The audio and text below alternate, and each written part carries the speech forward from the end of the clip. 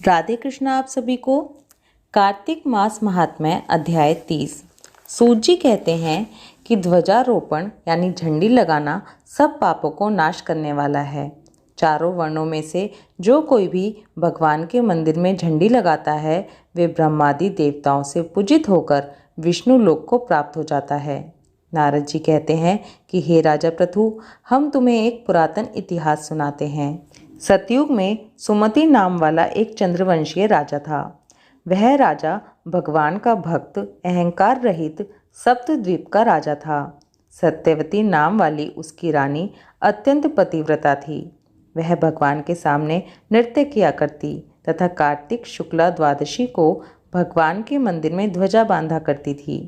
एक दिन राजा तथा रानी को देखने के लिए विभांडक ऋषि आए। राजा ने उनका अत्यंत आदर सत्कार किया। तब राजा को ध्वजारोपण करते हुए देखकर मुनि ने कहा, राजन, भगवान को प्रसन्न करने के और भी अनेक साधन हैं, परंतु तुम्हारी इस ध्वजारोपण में इतनी श्रद्धा क्यों है? राजा कहने लगा, हे मुने, एक अत्यंत अद्भुत आश्चर्ययुक्त इतिहास है जो मैं आपको सुनाता हूँ।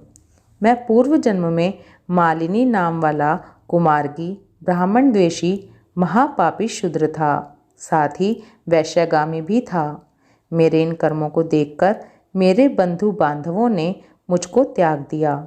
इसके बाद मैं वन में जाकर एक टूटे हुए विष्णु मंदिर में रहने लगा और वन के मृग आदि जीव जंतुओं को मारकर पेट भरने लगा। इसके पश्चात विंध्याचल पर्वत पर रहने वाली कोकिलिनी नाम वाली निषाद की कन्या, जिसने अपने पति को मार दिया था, भूख से व्याकुल हुई वहां पर आ गई और मेरे पास ही रहने लगी। संयोगवश कार्तिक शुक्ला द्वादशी के दिन हमने एक कपड़े को बांधकर उसकी झंडी सी बनाई और दोनों मदिरा पान करके उस झंडी जैसे कपड़े को ले विवल होकर सारी रात खूब नाचते रहे। सारी रात नृत्य करते रहने के कारण प्रातःकाल हम दोनों की मृत्यु हो गई। तब यमदूत हमें पाश में बांधकर मारते हुए यमराज के पास ले जाने लगे। उसी समय विष्णु भगवान के दूत विमान लेकर वहां पर आ गए और यमदूतों को धमकाते हुए बोले, तुम पापियों को यमपुरी ले जा सकते हो, धर्मात्माओं को नहीं। परंतु यमदूत भी अत्यंत क्रोधित होकर कहने लगे कि ये दोनों महापापी हैं, इस कारण यह यमपुरी ले जाने योग्य हैं। इन दोनों ने जीवन भर एक भी पुण्य कार्य नहीं किया है। तब विष्णु पार्षद कहने लगे कि महाखेद की बात है कि तुमको धर्म अधर्म का कुछ भी ज्ञान नहीं है। यह ठीक है कि ये दोनों सारी आयु महापापों में रत रहे हैं, परंतु इन्होंने कार्तिक शुक्ला द्वादशी को भगवान के मंदिर में ध्वजारोपण तथा नृत्य किया है, अतः अब ये पापी नहीं रहे। इनके संपूर्ण पाप क्षय हो गए हैं। इस कारण ये विष्णु लोक में जाने के अधिकारी हैं। भले ही इन्होंने अनजाने में ही यह सब कार्य किए हैं। इसके पश्चात विष्णु भगवान के दूत उन दोनों को विमान में बिठाकर विष्णु लोक को ले गए। नारद जी कहते हैं कि हे राजा पृथु, अनजाने में भी ध्वजारोपण का ऐसा फल है, तो श्रद्धा के साथ कार्तिक शुक्ला द्वादशी को जो ध्वजारोपण करता है उसके फल का तो कहना ही क्या है। इतनी कथा सुनकर विभांडक ऋषि भी तपोवन को चले गए। कार्तिक मास महात्म्य अध्याय 30 समाप्त। ओम नमो भगवते वासुदेवाय। कार्तिक मास महात्म्य अध्याय 31। नारद जी कहते हैं, अब मैं कार्तिक व्रत के उद्यापन का वर्णन करता हूँ, जो सब पापों का नाश करने वाला है।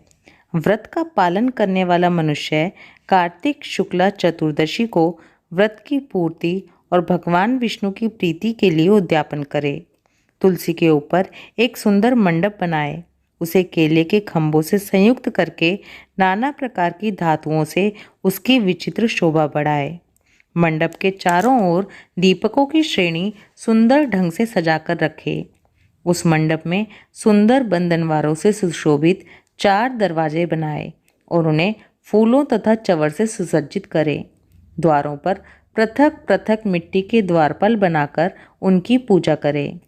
उन द्वारपालों के नाम इस प्रकार हैं: जय, विजय, चंड, प्रचंड, नंद, सुनंद, कुमुद और कुमुदाक्ष। उन्हें चारों दरवाज़ों पर 2-2 के क्रम से स्थापित कर भक्ति पूर्वक पूजन करें। तुलसी की जड़ के समीप 4 रंगों से सुशोभित सर्वतोभद्र मंडल बनाए और उसके ऊपर पूर्ण पात्र तथा पंचरत्न से संयुक्त कलश की स्थापना करें। कलश के ऊपर शंख चक्र गदाधारी भगवान विष्णु का पूजन करें। फिर नवग्रह, उपग्रह, 10 दिक्पाल तथा 5 लोकपाल आदि स्थापित करें। सर्वप्रथम स्वस्ति वाचन करके गणेश एवं विष्णु आदि देवताओं का षोडशोपचार विधि से श्रद्धापूर्वक पूजन करें। भगवान को सुंदर पीले रंग के रेशमी वस्त्र पहनाए। फिर शय्यादान करें। ब्राह्मणों को भोजन कराए। गौ की पूजा करके गौदान करें। भक्ति पूर्वक उस तिथि में उपवास करें तथा रात्रि में गीत, वाद्य, कीर्तन आदि मंगलमय आयोजनों के साथ जागरण करें। जो भगवान विष्णु के लिए जागरण करते समय भक्ति पूर्वक भगवत संबंधी पदों का गान करते हैं, वे सैकड़ों जन्मों की पाप राशि से मुक्त हो जाते हैं। जो लोग रात्रि में जागरण करके भगवान के भजनों का गायन करते हैं, उनको असंख्य गोदान के बराबर फल की प्राप्ति होती है। जो भगवान की मूर्ति के सामने नृत्य और गायन करते हैं, उनके जन्मों जन्मों के असंख्य पाप नष्ट हो जाते हैं। उसके बाद पूर्णमासी में एक सपत्नीक ब्राह्मण को निमंत्रित करें।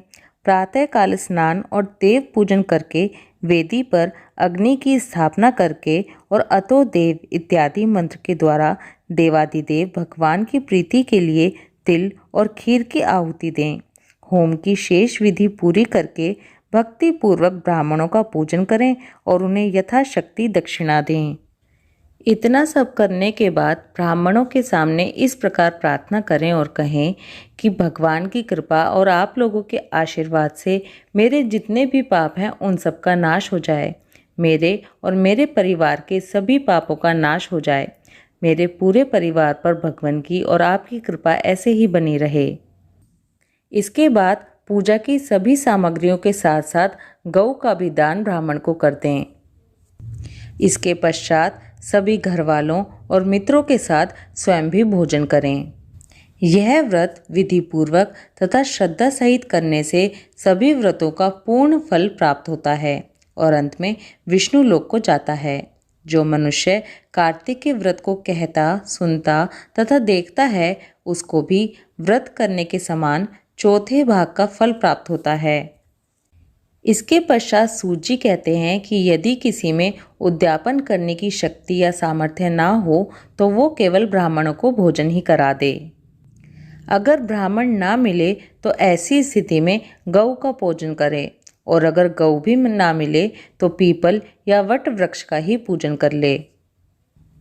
भगवान द्वादशी को शयन से उठे, त्रयोदशी को देवताओं ने उनका दर्शन किया और चतुर्दशी को सबने उनकी पूजा की। इसलिए इस समय भी उसी तिथि को इनकी पूजा की जाती है। कार्तिक मास की पूर्णिमा को पुष्कर तीर्थ की यात्रा को श्रेष्ठ बताया गया है। कार्तिक मास महात्म्य अध्याय 31 समाप्त। ओम नमो भगवते वासुदेवाय। राधे कृष्णा।